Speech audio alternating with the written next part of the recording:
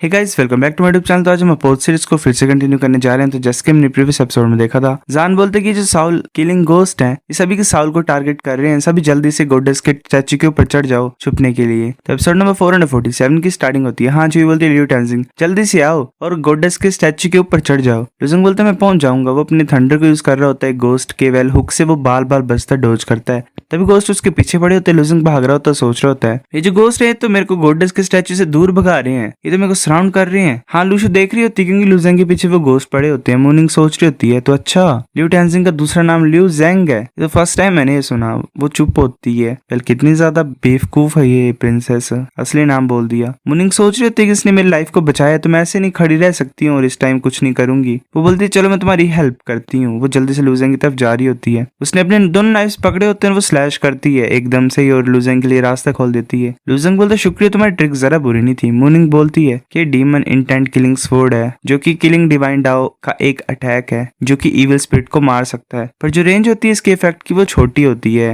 ये ज्यादा Saul killing ghost से डील नहीं कर सकती है। तो अकेला तरीका यही है कि हम फाइट करें इनके साथ और गोडेस स्टैचू की तरफ भाग गए। चाहे हम किसी भी मेथड को यूज करें और पर हमारे पास कोई भी चॉइस नहीं है, हमें फाइट तो करनी पड़ेगी। लुजिंग बोलता तैयार रहो। वो दूसरी बोलती तैयार है। वो जल्दी से मूव कर रही होती है और वो कर रहा होता है ऐसे, मतलब एक थंडर डिवाइन डाओ को यूज कर रहा होता है और एक किलिंग डिवाइन डाओ को यूज कर रही होती है। लिंग सोच रही होती कि नहीं हमें तो कुछ ज्यादा साउल किलिंग गोस्ट है हमारे पीछे। लुजिंग सोच रहा होता है कि ऐसा तो हो ही नहीं सकता कि हम अपने इन हुक्स को अवॉइड कर सकते हैं। तभी वो दोनों हुक्स से लग जाते हैं उन्हें। मास्टर विल सोच रहे होते ओवर है, चाहे मेरे पास साउल पावर हो भी थोड़ी बहुत, पर मैं इन हुक्स के साथ फाइट नहीं कर सकता हूँ। मैं सिर्फ लुजेंग का वेट कर सकता हूँ। मैं सिर्फ अपनी सोल और लुजेंग की सोल का ही वेट कर सकता हूँ कि हम बॉडी के बाहर निकल जाएंगे, फिर ये साउल किलिंग गोस्ट हमें खा जाएंगे। वेल मतलब कुछ नहीं है इनके पास ऑप्शन और कोई चॉइस तो है नहीं। लुजिंग सोच रहा होता है कि जैसे मैंने मतलब ग्रेट एक्सपेंस डिवाइन डाओ को कल्टीवेट किया था यूनिवर्स में, जो मेरी साउल थी वो ग्रेटली एनहेंस हो गई थी। मैं सबसे ज्यादा इंपॉर्टेंट चीज भी रियलाइज की थी सेल्फलेस स्वॉर्ड के बारे में इमोशन सर्विंग डिवाइन डाओ में। पर अगर मैं फॉरबिडन डाओ को यहाँ पे यूज करूंगा तो मुझे लगता है मुझे डिटेक्ट कर देंगे तो सेंट मुझे छोड़ेंगे नहीं। पर अभी के लिए सर्वाइव ही करना सबसे ज्यादा अच्छा होगा, ज्यादा नहीं सोच सकता। लेकिन कैसे सेल्फलेस स्टेट में चला जाता है। मूनिंग देख रही होती है उसकी तरफ। वो सोच रही होती है कि ये वो है, इसके पास इतना ज्यादा पावरफुल साउल प्रेशर कैसे है, कैसे आ रहा है इसकी बॉडी से, इसकी साउल से। एक सेंट बोलता है कि अगर मैं गलती नहीं कर रहा हूँ तो इस छोटे से इंसान ने इमोशन सर्विंग डिवाइन डाओ को कल्टीवेट किया है ना। दूसरा बोलता है कि इसमें कोई भी डाउट नहीं है, सिर्फ emotion serving divine Dao soul pressure को इतना ज्यादा एनहांस कर सकता है। एक और सेंट बोलता है जो इमोशन सर्विंग डिवाइन डाओ वो फॉरबिडन डाओ है। वो जो डाओ टैबलेट है इमोशन सर्विंग डिवाइन डाओ की वो सील कर दी गई थी 100 डिवाइन एरास पहले। जिन ट्रू गॉड्स ने कल्टीवेट किए थे इमोशन सर्विंग डिवाइन डाओ को वो भी एक्सटिंक्ट हो गए थे। तो ये छोटा इंसान आया कहां से जिसने इमोशन सर्विंग डिवाइन डाओ को कल्टीवेट किया है। चुनचुन बोलता है कि ये जो लिटिल गाय है इसने कभी भी इमोशन सर्विंग डिवाइन डाओ को यूज नहीं किया और ना ही हमने कोई इंटरनल पोटेंशियल डिटेक्ट किया इमोशन सर्विंग डिवाइन डाओ का इसकी बॉडी से। क्या इसका मतलब इसने ऐसे ही ये मेथड एक्वायर कर लिया था क्या इमोशन सर्विंग डिवाइन डाओ का। दूसरा बोलता है सेंट जून से ही बोल रहे हैं, शायद इसका कल्टीवेशन मेथड जो है वो डिफरेंट है इमोशन सर्विंग डिवाइन डाओ से और इसे खुद पता नहीं है इसके बारे में। एक सेंट बोलता है मुझे नहीं लगता इस इंसान ने कब से emotion serving divine Dao use नहीं किया था, तो इसका मतलब इसे पता है कि ये फॉरबिडन है। अब ये खतरनाक सिचुएशन में पड़ गया तो इसे ये यूज करने पड़ना था सर्वाइव करने के लिए। किसे पता ये कहां तक पहुंच गया इसे कल्टीवेट करते हुए इमोशन सर्विंग डिवाइन डाओ को। चुनचुन बोलते जब ये बाहर आएगा तो हम क्लेरिफाई कर देंगे। वो सोच रहा होता है अगर ये सच्ची मुच्ची इमोशन सर्विंग डिवाइन डाओ को कल्टीवेट कर रहा है फिर भी इतनी बड़ी प्रॉब्लम नहीं है। अगर मैं इसे एज अ डिसिपल एक्सेप्ट कर लूंगा तो मैं इसके इमोशन सर्विंग डिवाइन डाओ को खत्म कर दूंगा और जितनी भी इसकी मेमोरी उसे अरेज कर दूंगा। क्योंकि बात यह कि मेरा आइडिया था, मैंने इमोशन सर्विंग डिवाइन डाओ को बैन किया स्टार्टिंग से ही, पर बात यह कि इस छोटे इंसान ने इमोशन सर्विंग डिवाइन डाओ को कल्टीवेट कहां से किया। वो सोच रहा था कि जो इमोशन सर्विंग डिवाइन डाओ वो गॉड डोमेन से 100 गॉड एरास से पहले से गायब हो गया है। रिसेंट ईयर में सिर्फ कुछ ही ऐसे बातें चली हुई थी इमोशन सर्विंग डिवाइन डाओ के बारे में कि चैन हुआ नीजियान जो था जो कि अबिस डीमन टेरिटरी में भाग गया था उसने कल्टीवेट किया था इमोशन सर्विंग डिवाइन डाओ को। जैसे वो अबिस डीमन टेरिटरी में चला गया वो गायब हो गया और फिर किसी ने उसे नहीं देखा। चलो भूल जाता हूँ, चलो वेट करते हैं जब लियू टेंजिंग बाहर आ जाएगा इस फॉरबिडन लैंड से, फिर हम ज्यादा फाइंड कर सकते हैं। फिर हमें दोबारा अंदर का सीन दिखाया था। एक मार्शल आर्टिस्ट बोल रहा होता है ये इंसान सच्ची मुच्ची के लो रैंक ट्रू गॉड है, इसका स्पिरिचुअल पावर तो एक्चुअल में साउल किलिंग गोस्ट को मार सकता है। लैंग सोच रहा होता है कि अभी मरा नहीं, मेरे को एडमिट तो करना ही पड़ेगा कि ये बहुत ज्यादा पावरफुल है जितना मैंने सोचा था। मुनिंग भी ऐसे पड़ी होती है और देख रही होती है आगे की तरफ। वो सोच रही होती है तो कुछ ज्यादा पावरफुल है। इसने रिवॉर्ड को अब्सॉर्ब कर लिया है साउल बीस्ट को मारने के बाद, मतलब साउल किलिंग गोस्ट को मारने के बाद। इसकी साउल तो और ज्यादा स्ट्रॉन्ग स्ट्रॉन्ग बन गई है। लूजिंग ऐसे गोल्डन कलर से कवर होता है उसकी साउल। मास्टर इविल देख रहा होता है लूजिंग की तरफ, वो सोच रहा होता है मुझे लगता है कि जब मैंने फाइट की थी यिन युआनजी के साथ तो इसने अपनी गोल्डन साउल एरो को यूज किया था यिन युआनजी के साउल को फाड़ने के लिए, पर अब ये लो रैंक ट्रू गॉड बन गया तो जो पावर है इसकी साउल की वो भी कुछ ज्यादा इंक्रीज हो गई है। जो फेंट मोमेंटम है इसकी बॉडी के अराउंड में वो मेरे को एक इनविजिबल सा प्रेशर डाल रहा है मेरी बॉडी के ऊपर। बोलता है लूजिंग तुम्हारी साउल और ज्यादा क्लोज बनती जा रही है ग्रेट परफेक्शन तक, ये अब यांग साउल बनने वाली है। लूजिंग हैरान होकर बोलता है यांग साउल? मास्टर इविल बोलता है कि जो Saul of great perfection true God की होती है वो यांग साउल होती है, जो ट्रू गॉड्स कल्टीवेट कर सकते हैं सक्सेसफुली ग्रेट परफेक्शन तक। तो ये नेसेसरी होता है उनके लिए डिवाइन एबिलिटी को मास्टर करना डिवाइन डाउ में लेवल 7 तक। लेवल 7 होता है डिवाइन डाउ का, उसमें हर एक डिवाइन एबिलिटी पावरफुल होती है। जो कॉम्बैट पावर होती है वो भी टॉप रैंक ट्रू गॉड से हायर होती है। मतलब तुम्हें पता है ये 7 लेवल होते हैं तो एक लेवल उसमें ग्रेट परफेक्शन होता है, पहले 3 फिर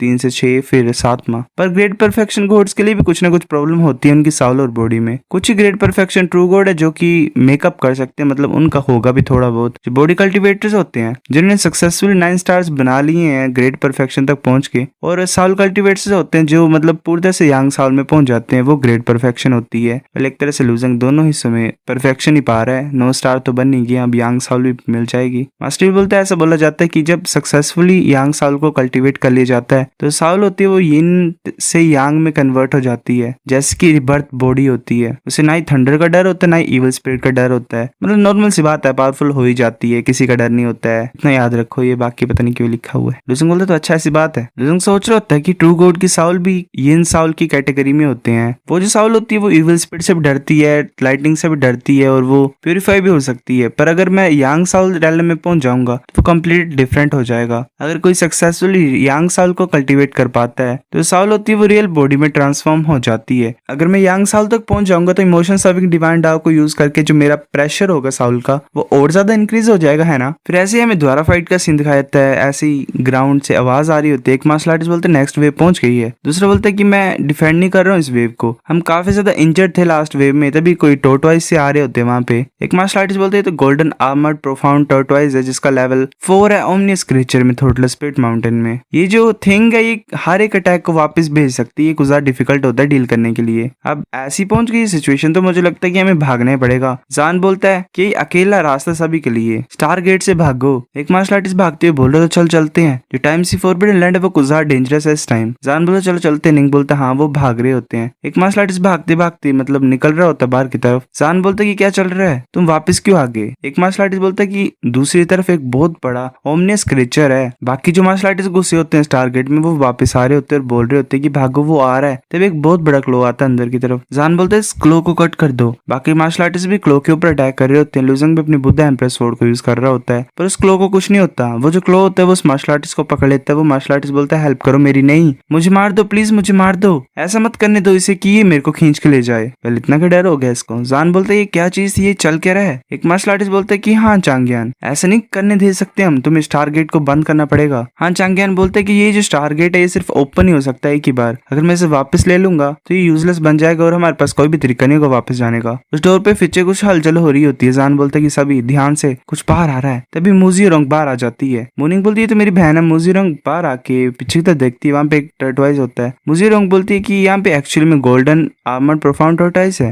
ये बोल ही सकते हैं कि जो डिफिकल्टी है इस टाइम सी फॉरबिडन लैंड की वो ग्रेटली इंक्रीज हो गई है। वो अटैक करती है और वेल अपने ब्लडी ब्लेड को यूज करती है और उसे 2 हिस्सों में काट देती है। मोर्निंग बोलती है सिस्टर ध्यान से, ये चीज हर एक अटैक को रिबाउंड कर सकती है। वो जो अटैक होता है मोर्निंग मतलब मूजी रोंग का वो वापस उसके ऊपर पड़ता है पर टर्टवाइज भी मर जाता है साथ में। कुछ रेड टाइप फ्लेम्स ऊपर की तरफ उड़ रही होती है। लूजिंग सोच रहा था ये जो रेड ब्लड कलर्ड मिस्ट थी क्या ये पावर है ब्लड की। लूजिंग सोच रहा था जो पावर होती है ब्लड की वो फिजिकल बॉडी को हील कर सकती है अगर, और ये ज्यादा स्ट्रॉन्ग बन जाए तो किसी भी तरह का बॉडी के ऊपर डैमेज है वो जल्दी से हील हो जाएगा। जैसे कि 9 हेडेड स्नेक ब्लड पील थी जो मैंने खाई थी उसी की तरह, मतलब एक तरह से रीजनरेशन पावर ही मिल जाती है। मैंने एक्सपेक्ट नहीं किया था कि जो रिवॉर्ड है गोल्डन आर्मर प्रोफाउंड टर्टवाइज को मारने के लिए वो ऐसा होगा। जो मेरी फिजिकल बॉडी है वो तो बहुत ज्यादा स्ट्रॉन्ग है, मतलब ट्रू गॉड की तरह ही है एक तरह से। जब मैं लो रैंक ट्रू गॉड पे पहुंच गया तो मेरी बॉडी और ज्यादा इंप्रूव हो गई, पर जो पावर ऑफ ब्लड की है वो नहीं क्रिएट हुई अभी तक। तो ये अच्छी बात होगी अगर मैंने मारूंगा और मुझे वो एबिलिटी मिलेगी। एक तरह से मार्शल आर्टिस्ट भाग ही रहे होते हैं। एक मार्शल आर्टिस्ट पहुंचता है और बोलता है फाइनली हम बाहर आ गए हैं। तो बाकी सेंट भी होते हैं वहाँ पे। हान क्लैन के सभी आ जाते हैं उसके पास और बोलते हैं पैट्रियाच। हान बिला बोलती है फादर यहाँ पे चल के रहा है, तुम यहाँ पे आए कैसे? पैट्रियार्च बोलता है कि ये मतलब ये सेंट एम्परर नहीं, ये पैट्रियार्च ही है। पैट्रियार्च बोलता है कि यूजुअली हम जो ग्रेट परफेक्शन ट्रू गॉड है वो स्पेस क्रैक से पास हो सकते हैं और डायरेक्टली थर्ड फ्लोर में पहुंच सकते हैं टाइम सी फॉरबिडन लैंड के। पर इस टाइम जो डिफिकल्टी है वो इंक्रीज हो गई है और हमने कुछ ज्यादा खतरनाक क्रिएचर्स को गुस्सा दिला दिया थर्ड फ्लोर के ऊपर। तो डील करने के लिए जो पावरफुल बींग्स है उन्हें ना जगाए हुए हम पहले लेवल पे आ गए, पर हमने एक्सपेक्ट नहीं किया था कि हम यहाँ पे पहुंच जाएंगे तुम्हारे साथ। जान बोलते कि अगर सभी जो great perfection true God cultivator वो यहाँ पे हैं तो इतना ज्यादा मुश्किल नहीं होगा हमारे लिए गोल्ड आर्मर्ड प्रोफाउंड टर्टवाइज के साथ डील करने के लिए। हाँ चांग्यान, स्टारगेट को बंद कर दो, उस ओमनियस क्रिएचर को यहाँ पे आने मत देना। चांग्यान बोलते ठीक है। सो गाइज एपिसोड नंबर 447 इतना था। अगर आपको वीडियो पसंद तो लाइक करो, नहीं बेल लाइक कर दो, शेयर कर दो, साथ कमेंट करके बताओ अगर आपको वीडियो कैसी लगी। सब्सक्राइब करो। तब तक के लिए बाय बाय।